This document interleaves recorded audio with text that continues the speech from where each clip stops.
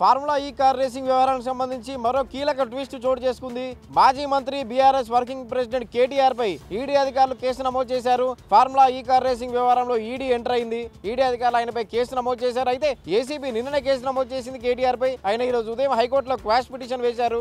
ACB నమోదు చేసిన కేసుకు సంబంధించి మధ్యాహ్నం హైకోర్టు విచారణ చేపట్టింది. కేటీఆర్ ఈ నెల 30 వరకు అరెస్ట్ చేయొద్దని చెప్పి హైకోర్టు చెప్పింది. అయితే ఏసీబీ విచారణను కొనసాగించవచ్చని, దర్యాప్తు చేయవచ్చని హైకోర్టు తేల్చెప్పిన సంగతి తెలిసిందే. ఈ తీర్పు వచ్చిన కొన్ని గంటల్లోనే ఈడీ అధికారులు ఆయన కేటీఆర్ పై కేసు నమోదు చేయడం హాట్ టాపిక్ గా మారింది. అయితే ఈడీ కూడా ఎంటర్ అయింది ఈ ఫార్ములా ఈ కార్ రేసింగ్ సంబంధించి.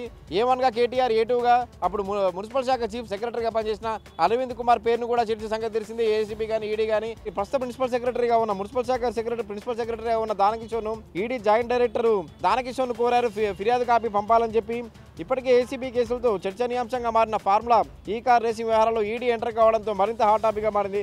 అయితే మొత్తానికైతే సాయంత్రమే హైకోర్టు నుంచి కేటీఆర్ రిలీఫ్ దక్కింది. కేటీఆర్ అరెస్ట్ చేయొద్దని హైకోర్టు చెప్పడం, కొద్ది గంటల్లోనే ఈడీ అది కూడా కేసు నమోదు చేయడం హాట్ టాపిక్ గా మారింది. మొత్తంగా ఈ ఫార్ములా ఈ కార్ రేసింగ్ వ్యవహారానికి సంబంధించి కేటీఆర్ చుట్టూ ఉచ్చు బిగుస్తున్నట్లుగా తెలుస్తోంది.